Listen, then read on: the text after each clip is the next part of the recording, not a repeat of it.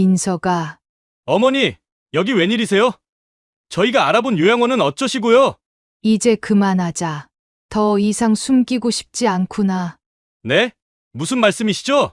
너희가 그토록 팔라고 하던 그 반찬 가게 말이다. 내 어미가 일군 그 가게 말이야. 아직도 그 가게 얘기를 하시는 거예요? 그냥 요양원에서 편히 쉬시라고 몇 번을 말씀드려요.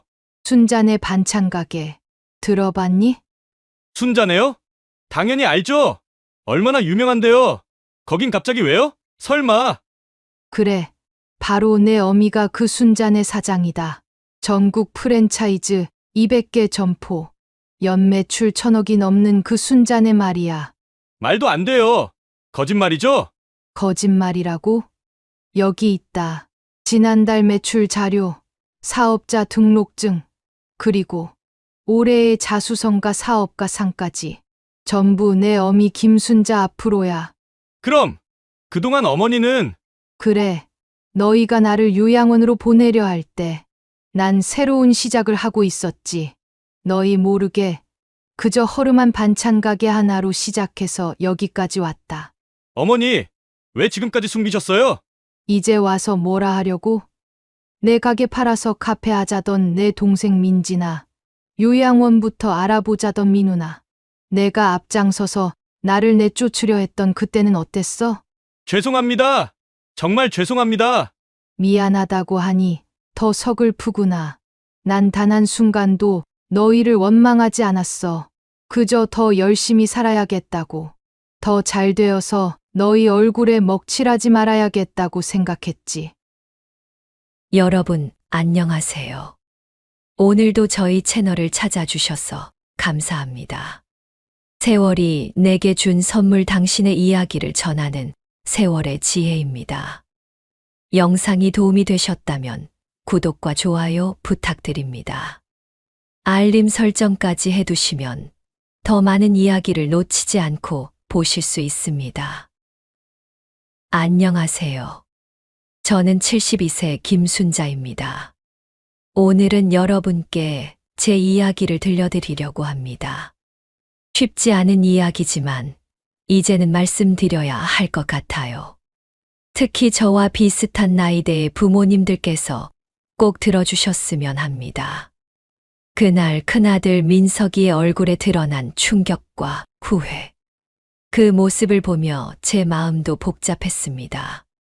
평생을 자식들 뒷바라지하며 살아온 제가 어떻게 이 자리까지 오게 됐는지 천천히 말씀드리겠습니다. 20년 전 남편과 사별하고 시작한 작은 반찬 가게는 그저 생계를 위한 것이었습니다.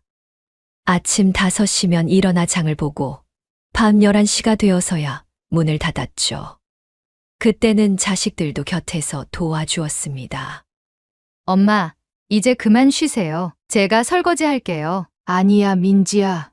엄마가 할 수 있어. 어머니, 너무 무리하시는 거 아니에요? 괜찮아, 민우야. 이게 다 너희들 위한 건데, 무리는 무슨. 그때만 해도 우리는 행복했습니다. 비록 가난했지만 서로를 의지하며 살았으니까요. 하지만 세월이 흐르면서 모든 것이 변하기 시작했습니다. 어머니, 이제 그만 가게 접으세요. 제가 용돈 드릴게요. 민서가 오빠 말이 맞아요. 어머니, 연세에 무슨 장사예요. 맞아요, 어머니. 그냥 우리 집에서 편하게 쉬세요. 처음에는 그저 제가 힘들까봐 걱정하는 마음인 줄 알았습니다. 하지만 점점 그 말투가 달라지기 시작했죠. 어머니, 요양원이 얼마나 좋습니까? 시설도 좋고, 동네에서 이런 허름한 가게 하시는 거 저희 창피해요. 이제는 연세도 있으시고. 그러던 어느 날이었습니다. 작은 아들 민우가 들고 온 요양원 안내서를 보면서 깨달았습니다. 더 이상 미룰 수 없다는 걸 말입니다. 어머니, 여기 한 번만 가보시면 안 될까요? 민우야. 저희도 다 사정이 있잖아요. 어머니 모시고 있기가 부담스럽다고요. 그날 밤 저는 밤새 울었습니다. 그리고 결심했죠. 자식들이 부끄러워하지 않는 어머니가 되어야겠다고. 다음 날 아침, 저는 가게 문을 열기 전에 은행에 갔습니다. 그동안 모아둔 전 재산 3천만 원을 찾아서 프랜차이즈 컨설턴트를 찾아갔죠. 김순자 씨, 정말 이 나이에 시작하실 생각이세요? 네. 제가 할 수 있는 건 반찬밖에 없으니까요. 힘드실 텐데 괜찮으시겠어요? 괜찮습니다. 전 이제 잃을 게 없으니까요. 그렇게 시작된 제 도전은 예상보다 더 큰 변화를 가져왔습니다. 첫 프랜차이즈 매장을 내면서 했던 고민들, 밤새워 개발한 레시피들, 그 모든 것이 지금의 순자네를 만들어냈습니다. 한 달에 한 번씩 새로운 매장이 생겨났습니다. 처음에는 서울에서, 그 다음은 경기도로, 점점 전국으로 퍼져나갔죠. 그때마다 저는 직접 찾아가서 레시피를 전수했습니다. 사장님, 이제 본사에서만 관리하셔도 되셔요. 저희가 더 열심히 할게요. 몸 상하실까 걱정이에요. 안 돼요. 제가 직접 가봐야 마음이 놓여요. 그래도 너무 무리하시는 거 아닌가요? 이게 다 우리 자식들 얼굴에 먹칠하지 않으려고 하는 거예요. 5년이 지나고 제 가게는 50호점을 열었습니다. 그리고 또 5년이 지나 100호점. 자식들은 저를 요양원으로 보내려 했지만 저는 그때 200호점을 준비하고 있었죠. 하지만 늘 마음 한구석이 아팠습니다. 자식들에게 이 사실을 말하지 못하고 그저 작은 반찬 가게나 하는 늙은 어미로 남아 있어야 했으니까요. 어머니, 이제 그만 요양원으로 가시죠. 조금만 더 시간을 줄래? 그렇게 10년이란 세월이 흘렀습니다. 자식들은 저를 요양원으로 보내려 했고, 저는 그들 모르게 전국 체인점을 운영하는 기업인이 되어 있었죠. 누군가는 묻습니다. 왜 자식들에게 말하지 않았냐고. 하지만 제가 어찌 말할 수 있었겠습니까? 그들이 버리려 했던 어미가 사실은 이런 큰 기업을 운영하고 있었다고. 그저 조용히 지켜보며 기다릴 수밖에 없었습니다. 그리고 마침내 오늘 모든 것을 밝히는 날이 왔습니다. 하지만 이것은 시작에 불과했죠. 제 이야기의 진짜 시작은 여기서부터입니다. 큰아들에게 모든 걸 밝힌 그날 이후 우리 가족의 일상은 완전히 뒤바뀌었습니다. 민석이가 동생들에게 전화를 걸었다고 하더군요. 여보세요, 민지야. 오빠, 무슨 일이야? 엄마가. 왜? 어머니 무슨 일 있어? 아니, 우리가 큰일 났어. 그렇게 사흘 뒤 20년 만에 처음으로 우리 가족이 한자리에 모였습니다. 제가 그동안 운영해 온 순잔의 본사 회의실에서요. 어머니, 정말 이게 다 어머니가 하신 거라고요. 그래. 이게 다 너희 어미가 일군 거란다. 이런 큰 회사를 어떻게 혼자서 하셨어요? 너희들이 늘 못마땅해 하던 반찬 가게였지만 나는 하루하루 열심히 살며 달려왔다. 회의실 벽면에 걸린 상장들을 바라보는 아이들의 눈빛이 달라졌습니다. 올해의 여성기업인상, 장관상, 모범납세자상, 그리고 제일 최근에 받은 자수성가 대상까지. 어머니, 저희가 정말 죄송합니다. 그래. 이제 와서 뭐라 하겠니? 아니에요, 어머니. 저희가 정말 잘못했어요. 울지 마라. 민지야, 너희 엄마가 이렇게 잘 살고 있는데 뭐가 서러워서. 그때였습니다. 제 책상 위에 놓여 있던 신문을 민우가 집어들었죠. 전통의 맛을 현대화하다 순잔의 김순자 대표 인터뷰. 어머니, 이게 정말 그래. 지난주에 난 기사야. 읽어보련? 70대의 나이에도 매일 새벽 5시면 본사로 출근해 신메뉴 개발에 참여한다는 김순자 대표. 전국 200개 매장의 품질 관리를 위해 주말도 반납한 채 매장을 순회한다. 민지가 흐느끼며 제 손을 잡았습니다. 어머니, 저희는 그저 편하게 쉬시라고 그래서 요양원을 알아본 건데 알아. 다 알아. 너희 입장도 이해한다. 하지만 엄마는 말이다. 아직 할 일이 많아. 자, 이제 너희에게 보여줄 게 있구나. 전 천천히 일어나 회의실 문을 열었습니다. 우리 회사의 간부들이 모여 있었죠. 이분들은 우리 회사의 이사님들이야. 모두 나와 같은 처지였던 분들이지. 어떤 처지라는 건가요? 다들 자식들에게 버려졌던 분들이란다. 난 그분들에게 새로운 기회를 드렸을 뿐이야. 우리 회사 이사진의 절반 이상이 60대 이상의 어르신들입니다. 젊은 직원들과 조화를 이루며 전통의 맛을 지켜나가고 계시죠. 이게 바로 내가 꿈꾸던 거야. 나이가 들었다고 버려질 존재가 아닌 오히려 그 경험과 지혜로 더 큰 가치를 만들어내는 것 말이다. 민석이가 갑자기 자리에서 일어나 깊이 고개를 숙였습니다. 어머니, 저희가 잘못 생각했습니다. 어머니께서 이런 큰 뜻을 품고 계신 줄도 모르고. 이제 알았으니 됐다. 하지만 한 가지 묻고 싶구나. 네, 말씀하세요. 이제라도 너희 어미의 꿈에 동참할 생각이 있니? 세 남매는 서로를 바라보았습니다. 그들의 눈빛에서 무언가 달라진 것을 느낄 수 있었죠. 어머니, 저 회사에서 일하고 싶습니다. 그래. 어떤 일을 하고 싶은데? 어머니가 그동안 해오신 일을 곁에서 배우고 싶습니다. 처음으로 제 아들의 눈빛에서 진심을 보았습니다. 하지만 전 바로 대답하지 않았습니다. 이제 시작입니다. 진정한 가족의 의미를, 그리고 사업가로서의 책임감을 가르쳐줘야 할 시간이 온 것이니까요. 그날 이후 자식들의 태도는 겉으로 보기엔 너무나 달라졌습니다. 하지만 세상 일이 그리 쉽게 변하진 않는 법이지요. 어머니, 이제 좀 쉬세요. 제가 회사 일 배워볼게요. 그래. 어디서부터 배우고 싶은데? 전무자리면 어떨까요? 민석이의 말에 저는 깊은 한숨을 내쉬었습니다. 겨우 일주일 만에 전무 자리라니. 하지만 이건 시작에 불과했죠. 어머니, 이거 보세요. 제가 새로 기획한 사업안이에요.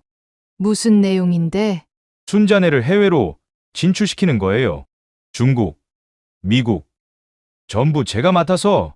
민우야, 내가 지금 국내 매장 하나라도 제대로 운영해 본 적 있니? 둘째 민우의 욕심은 더 컸습니다. 해외 진출이라. 국내 매장 하나 제대로 모르면서 말이죠. 어머니, 왜 저만 물러나 있어야 해요? 오빠들은 벌써 회사에 들어왔는데 민지야, 저도 기여할 게 있다고요. 제가 알아본 명품 브랜드 업체들이랑 협업하면 잠깐. 너 설마 회사 자금으로 내 카페 차리려는 거니? 그렇게 한 달이 지났습니다. 어느 날 밤 회계팀장이 급하게 저를 찾아왔습니다. 사장님, 큰일 났습니다. 무슨 일이죠? 민지 이사님께서 회사 자금 5억을 무단으로. 뭐라고요?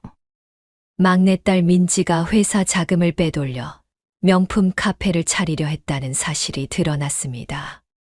그것도 모자라 둘째 민우는 더 가관이었습니다. 민우 이사님이 경쟁사와 접촉했다는 첩보가 들어왔습니다. 자세히 말씀해 주세요. 저희 레시피를 통째로 넘기려고 했답니다. 대가로 경쟁사 부사장 자리를 제안받았다고 합니다. 가슴이 무너져 내리는 것 같았습니다. 하지만 더 큰 충격은 따로 있었죠. 어머니, 이제 그만 물러나세요. 민서가, 너 맞어. 어머니 연세가 이렇게 많으신데 이제는 제가 회사를 맡아야 하지 않겠어요? 내가 뭘 안다고. 주주총회를 열겠습니다. 이사회에서 어머니 퇴진을 결의할 겁니다. 순간 제 눈앞이 캄캄해졌습니다. 자식들에게 회사 지분을 나눠준 것이 이리 큰 독이 될 줄 몰랐습니다. 사장님, 큰일 났습니다. 새 자녀분들이 지분을 모아서. 그만. 사장님, 이제 되었다. 저는 천천히 서랍을 열었습니다. 거기엔 제가 그동안 준비해온 것들이 있었죠. 어머니, 이제 결정하셨습니까? 경영권은 이제 제게 넘겨주시죠. 그래, 결정했다. 다행입니다. 그럼 저희가 오해하지 마라. 내가 결정한 건 너희에 대한 마지막 시험이었다. 자식들의 얼굴이 굳어졌습니다. 저는 그동안 준비했던 서류 뭉치를 꺼내들었습니다. 이게 뭡니까? 너희들이 저지른 모든 증거야. 민지의 횡령 서류, 민우의 기밀 유출 정황, 그리고 민석이 내가 이 사진들을 매수하려 했던 증거까지. 방안이 쥐죽은 듯 조용해졌습니다. 난 너희 어미야. 내 자식들이 이런 짓을 저지르지 않길 바랬지만 이미 다 예상하고 있었다. 이제 진짜 시작입니다. 자식들의 뒤통수치기도, 제 가슴 속 눈물도. 이제부터가 진짜 이야기의 시작이었습니다. 자식들의 배신은 거기서 끝이 아니었습니다. 증거를 들키자 오히려 더 노골적으로 나오기 시작했죠. 어머니, 우리가 잘못했다고 해서 이 상황이 바뀌진 않아요. 무슨 소리니? 이미 주주들하고도 다 얘기가 됐어요. 어머니가 그동안 회사를 독단적으로 운영했다는 것도요. 민석이가 가지고 온 서류 뭉치를 보니 가슴이 싸했습니다. 제가 그동안 어르신들을 고용한 것, 수익성이 낮은 시골 매장들을 고집한 것, 모든 게 경영 실패 사례로 지적돼 있었죠. 노인 인력 비중 과다, 비효율적인 매장 운영. 이게 다 무슨 소리야? 현실이에요, 어머니. 이제는 전문 경영인이 필요한 때라고요. 전문 경영인이라. 내가 그 전문가란 말이니? 그때 문이 벌컥 열리며 민우가 들어왔습니다. 어머니, 이번 주총은 막을 수 없어요. 조용히 물러나시는 게 좋을 겁니다. 너희 둘 다 제정신이니? 제정신이어야 하는 건 어머님이세요. 그 나이에 무슨 부귀영화를 보시겠다고 이러세요. 말이 채 끝나기도 전에 민지가 달려들어왔습니다. 오빠들, 큰일 났어. 무슨 일이야? 주식. 어머니가 가진 지분이 우리 셋 합친 것보다 많아. 순간 방안이 얼어붙었습니다. 그게 무슨 소리야? 불가능해. 분명히 어머니 지분은 30%였는데. 내 말이 맞다. 민지야. 전 천천히 서랍에서 새 서류를 꺼냈습니다. 지난 3년간 내가 조용히 매입한 지분이야. 너희들 모르게 40%를 더. 설마. 그래. 이제 나는 순자네의 70% 대주주가 됐어. 민석이의 얼굴이 하얗게 질렸습니다. 불가능해요. 그 돈이 어디서? 너희가 날 요양원으로 보내려 할 때부터 난 이 날을 준비해왔다. 어머니, 설마 그동안 그래. 매달 너희에게 보낸 용돈도 사실은 너희 지분을 사들이기 위한 거였어. 잠시 침묵이 흘렀습니다. 그리고 민우가 벌떡 일어났죠. 이럴 순 없어요. 저희가 가만히 있지 않을 거예요. 뭘 어쩌겠다고? 경쟁사에 우리 기밀을 팔아넘기려 한 증거도 있는데. 그때였습니다. 문 밖에서 소리가 들려왔습니다. 검찰 특수부입니다. 정민우 씨 계십니까? 자식들의 얼굴이 핏기를 잃었습니다. 어머니, 설마 난 최선을 다했다. 너희에게 기회를 주려고. 하지만 이젠 어쩔 수 없구나. 검찰이 들이닥치고 회사는 발칵 뒤집혔습니다. 민우의 기밀 유출 시도, 민지의 횡령, 민석의 배임 혐의. 모든 것이 수면 위로 떠올랐죠. 김순자 씨, 고발장은 취하하실 수 있습니다만. 아니요. 그대로 진행해 주세요. 어머니, 법대로 하세요. 제 자식이라고 봐주면 그건 또 다른 범죄가 되는 거니까요. 그날 밤 한방송사에서 전화가 왔습니다. 김순자 대표님, 자녀분들의 배신과 회사 찬탈 시도, 이 사건을 취재하고 싶습니다. 저는 잠시 생각에 잠겼습니다. 이제 더 이상 숨길 것도 감출 것도 없었으니까요. 순자네 창업주 김순자 대표, 자녀들의 경영권 찬탈 시도 폭로, 100억대 기업 상속 분쟁, 요양원 보내려던 자식들의 배신. 70대 노모가 일군 기업을 자식들이 빼앗으려 하다. 다음 날 아침 주요 뉴스의 헤드라인이 도배되었습니다. 하지만 더 큰 폭풍은 그때부터였죠. 어머니, 어떻게 이럴 수가 있습니까? 뭘 말이냐? 우리가 얼마나 망신을 당하고 있는 줄 아세요? 동네 사람들이 손가락질하고 우리를 벌레 보듯 본다고요. 그때 민지가 휴대폰을 들고 뛰어들어왔습니다. 화면을 보니 5년 전 제가 요양원으로 가길 거부하자 민우가 소리치던 장면이었습니다. 이런 허름한 가게나 하고 우리가 얼마나 창피한 줄 아세요? 그냥 요양원으로 가시라니까요. 댓글들은 더 무서웠습니다. 자식 키운 게 독을 키운 거네. 우리 부모님 생각나서 눈물이 나요. 이런 자식들은 다 감옥에 가야 마땅하죠. 라는 댓글들로 도배되기 시작했습니다. 하지만 자식들은 점점 더 악랄해졌습니다. 어머니, 이런 얘기까진 안 하려고 했는데 어머니 치매 의심 증상에 대해 주주들에게 이야기할 겁니다. 뭐라고? 우리도 가만히 있진 않겠다고요. 민석이가 들고 온 서류를 보니 피가 거꾸로 솟는 것 같았습니다. 너희들, 어머니가 계속 회사를 운영하시겠다면 후견인 지정 신청을 할 수밖에요. 그래요, 어머니. 이제 연세도 있으시고. 치매의 초기 증상이 의심된다는 전문의 소견서도 있고요. 자식들이 공모해서 저를 정신적 무능력자로 만들려는 것이었습니다. 여기 보세요. 어머니가 최근에 보인 이상 행동들. 70대의 나이에 새벽부터 일하시고, 그게 이상 행동이니? 밤늦게까지 매장을 순회하시고, 갑자기 직원들 월급을 올리시고. 그래, 내 말대로다. 난 미쳤나 보구나. 내 전 재산을 자식들 이름으로 해놓은 것부터. 그때였습니다. 누군가 문을 두드렸습니다. 들어오세요. 문이 열리고 우리 회사의 이사진들이 들어왔습니다. 모두 제가 요양원에서 모셔온 어르신들이었죠. 사장님, 저희가 드릴 말씀이 있습니다. 네, 무슨, 저희도 이제 증언하려고 합니다. 자식들이 어떻게 사모님을 대했는지 그동안 지켜본 것들을. 자식들의 얼굴이 하얗게 질렸습니다. 잠깐만요. 그분들은 다 치매가 있으신 분들이라. 그래? 그럼 설명해 보렴. 왜 우리 회사 매출이 5년 연속 상승했는지, 왜 직원 이직률이 업계 최저인지. 이사진들이 하나둘 서류를 꺼내기 시작했습니다. 이건 민우 씨가 경쟁사와 만난 사진입니다. 이건 민지 씨가 회사 자금을 빼돌린 증거고요. 이건 민석 씨가 이사회를 매수하려 한 녹음 파일입니다.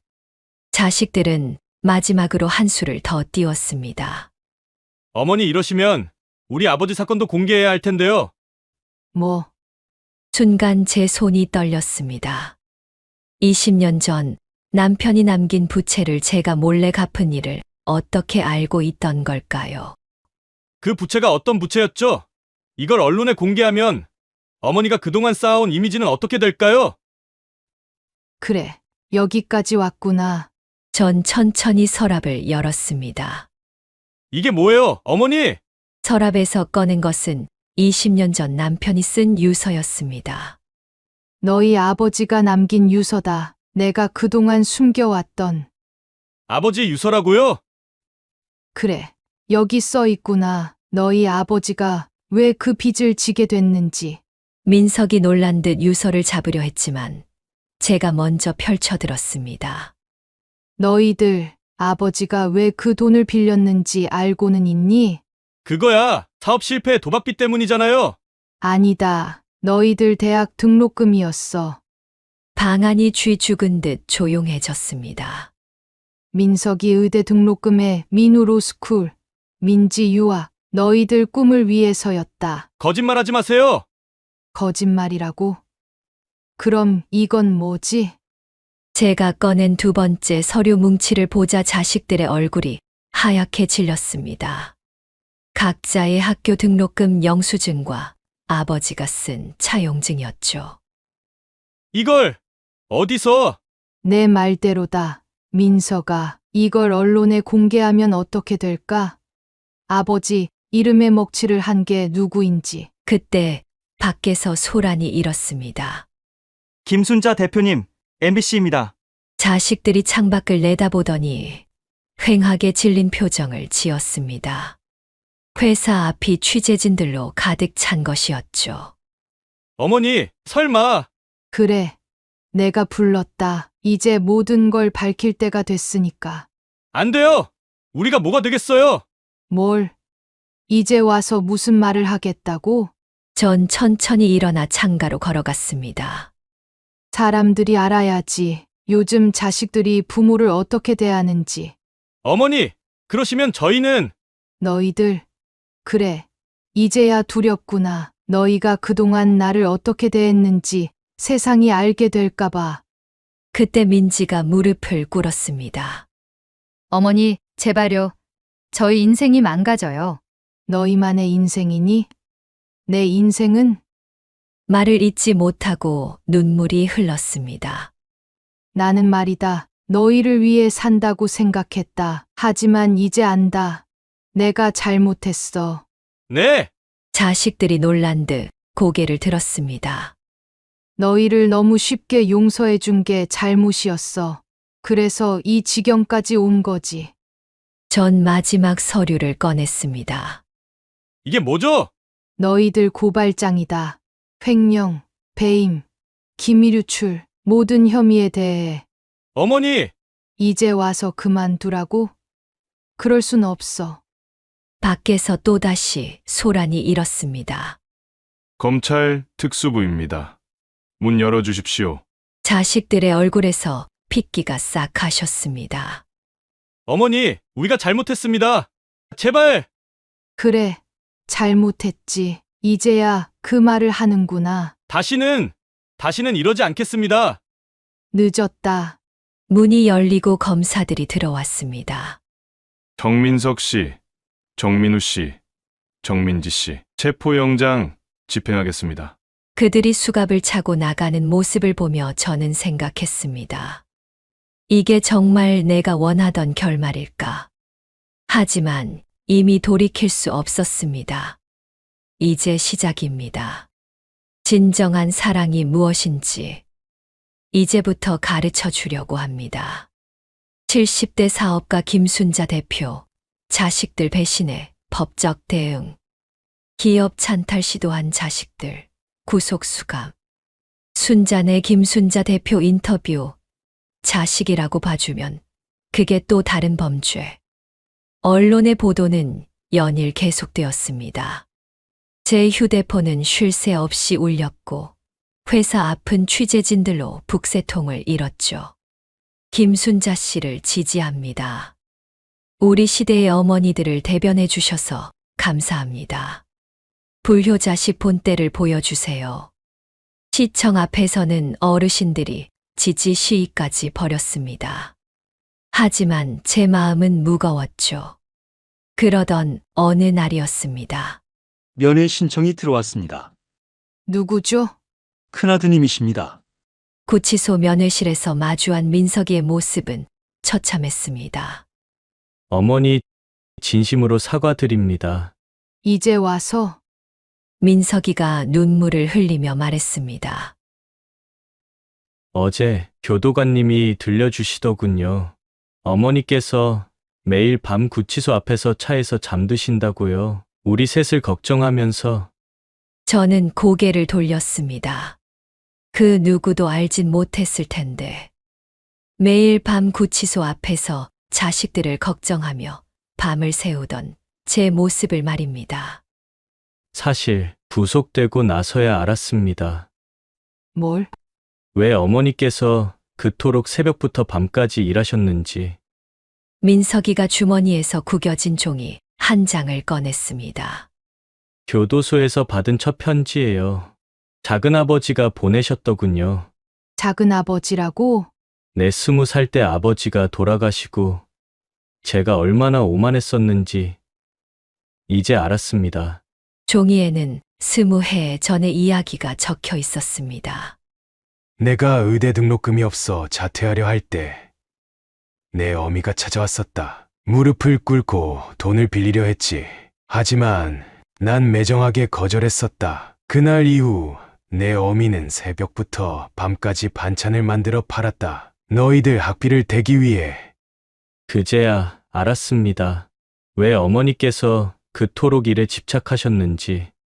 감옥에 있는 동안 자식들은 많은 것을 깨달았다고 합니다. 막내 민지는 교도소에서 편지를 보내왔습니다. 하지만 전 쉽게 마음을 열 수 없었습니다. 사장님, 자식들이 반성하고 있는 것 같은데. 그래요. 이제 용서해 주시는 게 어떠신가요? 아니요. 아직은 아닙니다. 그러던 어느 날 뉴스를 보고 깜짝 놀랐습니다. 화면에는 민석, 민우, 민지가 다른 재소자들과 함께 반찬을 만드는 모습이 나왔습니다. 저희가 엄마한테 진 빚을 갚을 순 없겠지만 이곳의 재소자들과 함께 반찬을 만들어 독거노인분들께 전달하고 있습니다. 카메라가 민지의 눈물을 잡았습니다. 엄마, 이제야 알았어요. 왜 그토록 반찬을 정성스럽게 담그셨는지, 한 젓가락의 의미가 뭔지. 엄마의 반찬 프로젝트, 전국 교도소로 확대. 재소자들이 만든 반찬, 독거노인 2만 가구에 전달. 순잔의 자녀들의 뜻밖의 선행. 언론의 관심이 달라지기 시작했습니다.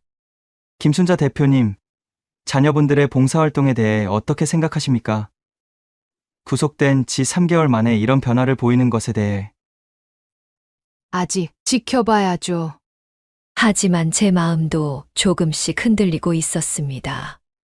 교도소장이 보내온 편지에는 이런 내용이 있었죠. 김순자님, 귀하의 자녀들이 매일 새벽 4시에 일어나 반찬을 만듭니다. 처음에는 서툴러서 손가락을 베고 불에 데워가며, 하지만 이제는 교도소에서 제일 맛있는 반찬을 만듭니다. 그날 밤, 전 오래된 일기장을 펼쳤습니다. 오늘도 민석이가 2대 실습비를 달라고 했다. 반찬값을 깎아달라는 손님의 말에 눈물이 났다. 하지만 괜찮아. 내 새끼들 잘 되는 것만 보면. 민우가 로스쿨 합격했다. 등록금이 너무 비싸다. 오늘부터 2시간 더 일찍 나와야겠다. 민지 유학비 때문에 가게를 담보로 대출받았다. 이자가 너무 비싸지만 그래도 우리 막내딸 꿈을 이뤄주고 싶다. 그리고 마지막 장을 넘기자 제가 잊고 있던 메모가 떨어졌습니다. 내 인생에서 가장 행복한 순간은 새벽에 민석이가 몰래 가게 들러 반찬 훔쳐 먹을 때, 민우가 친구들 데려와 자랑할 때, 민지가 학교에서 엄마 반찬이 제일 맛있다고 할 때이다. 눈물이 흘렀습니다. 수감 생활이 2년째 접어들었습니다. 자식들은 각자의 형기를 살며 조금씩 변화하고 있었습니다. 어머니, 오늘도 반찬 봉사 신청자가 늘었답니다. 그래? 네, 이제는 하루 2,000명분의 반찬을 만들고 있어요. 면회 시간, 민석이의 얼굴은 까맣게 그을려 있었습니다. 새벽 4시부터 일어나 반찬을 만든다면서? 네, 이제야 알겠어요. 어머니가 평생 그러셨다는 걸. 민우는 교도소 내 요리 강습 프로그램을 시작했다고 합니다. 다른 재소자들에게 어머니의 레시피를 가르치면서 그 안에 담긴 사랑을 전하고 있다고 하더군요. 어머니, 제가 가르친 분들이 출소하면 그분들도 이웃을 위해 반찬을 만들고 싶대요. 민지는 교도소 내에서 엄마의 마음이라는 수기를 쓰고 있었습니다. 엄마, 그동안 제가 얼마나 어리석었는지 하루하루 기록하고 있어요. 하지만 저는 아직도 마음이 무겁습니다. 큰아들 민석이는 앞으로 3년, 둘째 민우는 2년, 막내 민지는 1년의 형기가 남아있죠. 사장님, 이제 그만 용서해 주시는 건 어떠세요? 아니요. 죄를 지었으면 그만큼의 대가는 치러야죠. 이게 진정한 사랑입니다. 자식이라고 봐주는 게 아니라 잘못한 만큼 책임지게 하는 것. 그게 진정한 부모의 도리겠죠. 어머니, 저희가 언제가 될지 모르지만 출소하면 그래, 말해보렴. 다시 어머니 곁에서 시작할 수 있을까요? 가장 낮은 자리에서. 자식들의 눈빛이 달라졌습니다. 이제는 돈이나 욕심이 아닌 진정한 순자네의 가치를 이해하는 눈빛이었죠. 그건 너희들의 몫이야. 남은 형기를 어떻게 보내는지, 그리고 출소 후에 어떤 마음가짐으로 사는지, 그걸 보고 결정하마. 세월은 흐르고 있습니다. 아직 자식들과 함께 할 그날까지는 많은 시간이 남았지만 저는 믿습니다. 진정한 사랑은 기다릴 줄 아는 것, 그리고 올바른 길로 이끌어주는 것. 그게 바로 부모의 마음이 아닐까요? 여러분의 자식들에게도 진정한 사랑이 무엇인지 가르쳐 주세요. 그게 우리가 물려줄 수 있는 가장 큰 유산일 테니까요. 세월이 우리에게 준 선물은 지혜입니다. 그 지혜로 자식을 바로 잡는 것. 때론 엄하게, 때론 따뜻하게. 그것이 우리 부모 세대가 해야 할 일이 아닐까요? 오늘도 전국의 수많은 부모님들이 자식들을 위해 애쓰고 계실 겁니다. 여러분의 이야기도 들려주세요. 함께 나누고 싶습니다. 우리 부모님들의 이야기가 궁금하시다면 구독과 좋아요, 알림 설정 꼭 해주세요. 여러분의 소중한 이야기를 기다리겠습니다. 댓글로 많은 이야기 남겨주세요. 다음 시간에는 더 따뜻한 이야기로 찾아뵙겠습니다. 감사합니다.